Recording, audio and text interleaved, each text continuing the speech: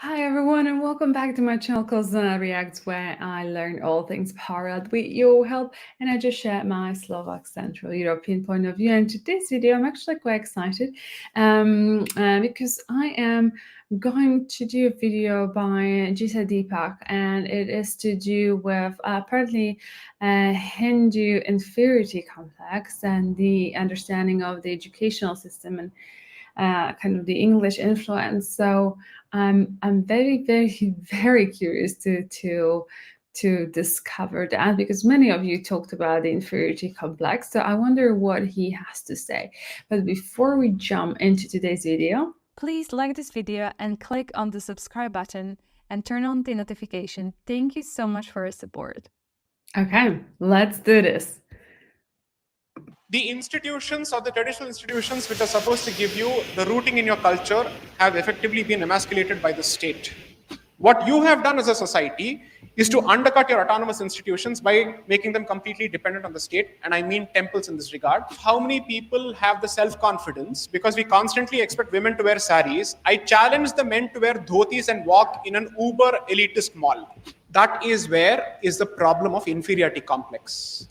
Patience and ideology and conviction will always win. Politics is temporary, civilization is permanent. What you read is outdated.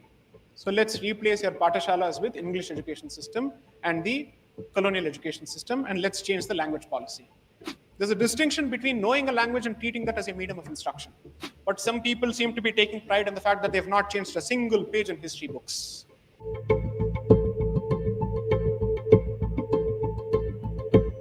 Take three people, A, B, and C. All three of them go to the same institution. Two of them come out relatively unchanged with respect to their attachment to their respective cultures. One person comes out spitting venom on his culture and with a sense of self-loathing. All three are being subjected to the same kind of education, but the impact seems to be different on different people. The reason is twofold.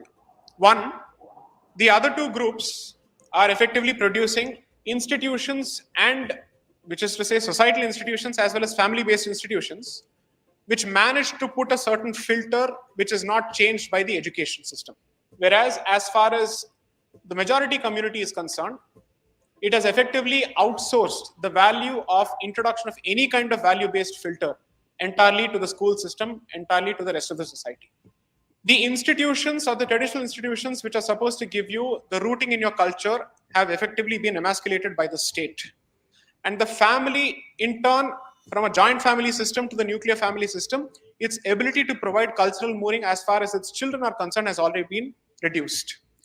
Independent of that, they take a lot of pride in the degree of freedom that they give to the children as opposed to the kind of values that they impart to the children. When you have these fundamental problems, you are producing such intransigent people despite the system and in spurts, not with a certain degree of regularity. Because at the end of the day, it's a question of how many such intransigent people you're able to produce on a regular basis, who keep taking a shot at the system to keep changing it on an incremental basis on a regular basis. Because this is not something that can be done in 1 year or 2 years. One generation needs to produce someone who takes a serious shot at the system, changes it in one way. Then that has to work. You've had Shama Prasad Mukherjee, you've had Atal Bihari Vajpayee, and then you've had Shri Narendra Modi. You started off with Azharuddin, then you went to Saurav Ganguly, then you tried with Rahul Dravid. From there, you moved gradually towards Dhoni, and then you have come to Virat Kohli. Can you see the increase in confidence over successive generations? That happens everywhere. That applies in every aspect of life. So therefore, you should be looking at a vision which is fairly long-term, and you must be investing in such institutions and individuals, because it is institutions that produce such individuals, and those individuals themselves who build such institutions in the future. It's a cycle that feeds off itself. What you have done as a society is to undercut your autonomous institutions by making them completely dependent on the state, and I mean temples in this regard and the mathas in this regard. And the society is also more than happy to embrace secularism, because you see, it has traded English for culture. So therefore, your ability to produce intransigent people has gone down. I'll give you the lamest possible example, or the crudest possible example on this particular subject in the most, let's say, outwardly fashion. Ask yourself how many people have the self-confidence, because we constantly expect women to wear saris. I challenge the men to wear dhotis and walk in an uber elitist mall. Do that first. Because when you are capable of doing that, then you have the right to pontificate to women what they are supposed to wear to preserve culture. Okay, that's one. Second, guys, I'm laughing because you've ripped this video apart that I had about women. I'll link it up below, but that's kind of, I think, the point that the lady was trying to make. Maybe it wasn't the point made in like the way you would like to receive it, but this guy, I think he's on point. compare this with the confidence of other people who comfortably wear whatever they can and whatever they are expected of in any place, wo airport ho ya mall ho ya cinema hall. That is where is the problem of inferiority complex. Exactly. That is colonial consciousness, which I'm trying to highlight here. Understood? You can't seem to address the basic question of dressing and clothing. Wow. I would like to ask this simple question: how many people wear the kumkum or the vibhuti and get out of the house, but the moment they enter their office spaces, they wipe it off? I've seen so many people do that. I know so many people who do that. That's not the case with other people. Whether he has to wear the topi or the pagadi, he is very comfortable wearing that. I respect them for it. I admire them for it, 100%. You can do the mulyankan later. Ye sahi hai, galat hai, wo achhe hai, bure hai. That's a secondary issue. At least he is living by the principles that he believes in. He is more than comfortable. He is more than happy to cock the snook at the West and to basically say, "Aapka modernity gaya, tel lene, hum aise hi rahenge." He is very comfortable making that statement. You as a society don't have that confidence. And he doesn't matter whether the dress is knee length or ankle length. It doesn't matter to him at all. He's comfortable wearing that cloth. Take a look at what's happening in Afghanistan and tell me that technology will trump over ideology. No, patience and ideology and conviction will always win. It's a question of the time cycle that you're interested in investing. They were ready to wait for 20 years. History has rewarded them. You may not like them. You may sit and point out whatever their flaws may be. But ultimately, after 20 years, with patience, they have succeeded against the sole surviving superpower with its hyper-technology. Draws a leaf out of that page. Because when I say this, Arey re, aa gaya Hindu Taliban. No. I am saying there is always something to be learnt even from the worst of your detractors and enemies or adversaries. Invest in your institutions. Preserve your institutions which are capable of preserving your way of life regardless of the ebb and flow of politics. Because politics is temporary, civilization is permanent. So if you keep your priorities right and you invest in those institutions which have proven to keep alive your way of life, despite the ravages of time and history, you will continue to produce people who will resist and who will bring back your way of life. Every time we have had a problem, some person, some rishi has come out to help a vibhuti. Sri Aurobindo effectively called Chhatrapati Shivaji Maharaj a vibhuti, as someone without whom this entire civilization would have effectively seen itself being pushed to the verge of extinction and wiped out. Such vibhutis have been created from time to time because there were institutions to produce them. Because at that time, you were resisting the sword, and the only way to resist the sword is not to offer your neck, but to draw the sword.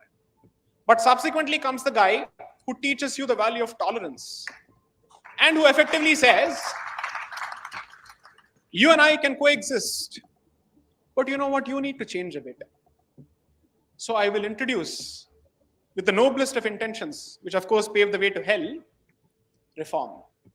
And how do I do that? What you read is outdated. So let's replace your patashalas with English education system and the colonial education system, and let's change the language policy. If you have your civilizational nerve centers which have the autonomy to run their own institutions of education, I dare say whether we have the solution or not, we'll at least have the, let's say, a better group of people with much more confidence and better solutions to offer because they have been trained in that system. I am not saying kill English. I'm never going to say kill English. I am saying let it be just one of the, let's say, languages of communication, but it can't be the medium of instruction. There's a distinction between knowing a language and treating that as a medium of instruction. But you can't just change the medium of instruction by retaining the very same content, because then it is deadlier that you're consuming Western education in your mother tongue, which makes the impact even deadlier. Therefore, the change has to start with content as well as the medium in which that content is disseminated. Which is why for every generation, whether it's from 98 to 2004 or 2014 to 2021, we're saying education policy, education policy. I mean, like a stuck gramophone. That's an old reference anyway. We keep saying, please change the education policy. But some people seem to be taking pride in the fact that they've not changed a single page in history books. So when this is the sense of pride from which you operate, what do you do then? You can't actually tout this as a badge of honor. According to me, it's a badge of shame. Tomorrow, when it comes to a political platform, you're more than comfortable talking about how Marxists have distorted history, but you're no more in opposition to keep making the statement. What have you done is the specific question that you should be asking yourself. सत्ता आपके हाथ में है, तो आपने सत्ता का प्रयोग इन विषयों में कैसे किया? इसका जवाब दीजिए. That's a legitimate question to ask. If the other side asks he is anti-national, but I'm pro-civilization, I'm asking this question. What is wrong with the question? I am asking the question that kindly don't behave like you are the ruling party in opposition. So, what a short but hefty video. I actually don't even know what to make out of that. Because I don't know what he is. I like what he is saying, but because he is also using, I think, Hindi references and questions to us. I don't think I get the right image of what's happening in that video. So it's very hard for me to comment on this. And just still where he thinks that the inferiority complex is coming from. To me, two key points have been highlighted, which is the clothing, which apparently is a double standard, which we've discussed in a different video, and you went off the rail to say that this is exactly not what it's like. Well, I obviously don't live in India. I haven't been there, so I cannot have fully formed decision. But from the people that I've heard, that to them, especially women, would be the case, right? They would perceive it that way. I know that this is a male audience, and maybe you might not like some truths, but I think, I don't know. I from what I've heard from people living there, I think it obviously differs. But the positive image of men in Indian culture, unfortunately, to me, hasn't yet been painted. Okay, I am sure that obviously, as I said, every country is different, every family is different. It's not everything black and white. It is just, I'm sharing what I've heard. Okay, just don't go crazy.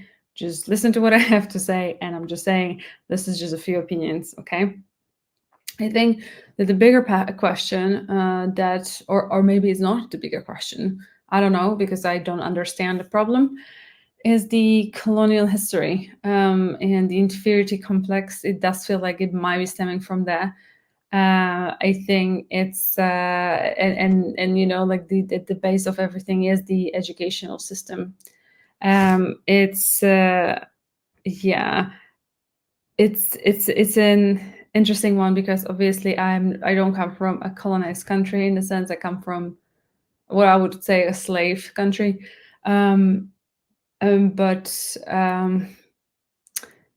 Yeah, because I'm just trying to, I guess, understand how that is. And look, like when Slovak people were Hungarized, I know the stories in my family that, you know, we were told to fear Hungarian people because you couldn't talk Slovak in the Slovak, because Slovakia is just such a small country and it's a small ethnic group. But Hungarians are expansionists, like they're imperialists, if we want to use that language. So there was a time when Slovakia has undergone Hungarization. Nonetheless, just to be fair, for the statement's sake, there were like kind of tensions between Slovaks and Hungarians in that particular time period that I'm thinking of, and things were happening actually vice versa. But the Hungarization was the real thing here, and you were beaten for speaking Slovak language. Okay, you couldn't. I've heard fear Hungarians, they are the worst. Okay, that was I guess people that like grandparents of, let's say, my dad would be experiencing. So if you think about it, it's not that long ago. So I think that, you know, when I've been reading about your colonization. Obviously, it's something completely on a totally different scale and level. It's not really comparable, but it obviously, I think it does a number on you, on the collective psychology. And I always wonder, like, if there are psychologists there studying a psychology of a nation and how it evolves, because it's pretty fascinating, that subject. And I think it almost compares to what are the psychological processes, but I think that the psychology is not something that you guys really do or rate on that side of the world. I understand that, you know, you have your temples, institutions. I understand, and let me know if I'm wrong, that you actually go to your own gurus. So this is why, you know, certain things perhaps work differently over there. And so to me, it's a completely different universe, India in itself. So I guess it's I don't know, fascinating how that has happened. But I feel like, obviously, when you are colonized, when you're taught that you're not good enough for centuries, it will have an impact, right? And I think it's a gradual process of coming back home, if you like,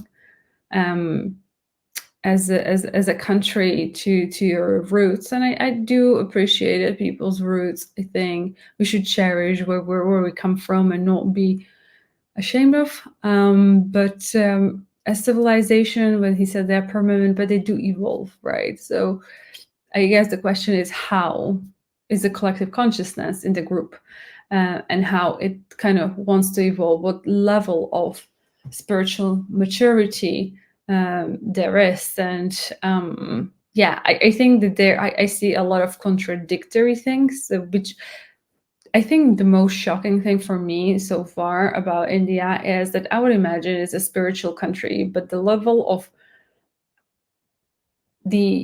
I don't know, maybe that's a wrong judgment of me. I don't know, but this is just the way I perceive it now. Maybe I perceive it wrong.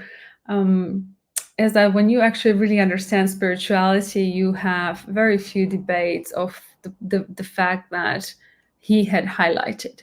So on one hand, that is, I would imagine, the case, but on the other hand, perhaps it really is not the case, because the level of discussion is somewhere else. But on the contrary, you know, there are some historical reasons for certain things that have happened. So I just see it as a very complex issue that perhaps, like, I really don't understand. And, you know, maybe I'm just talking total trash, so ignore me. Yeah, but I'd love to know, what do you think? What have you taken from this video? Where do you see his right or wrong in his identification, or where the Hindu inferiority complex comes from, in the comments below. And with that, thank you so much for watching this video with me. If you did enjoy, please give a thumbs up, share a like, and subscribe to this channel, and I'll see you next one. Until then, please do take care. I'm sending much love. Bye-bye.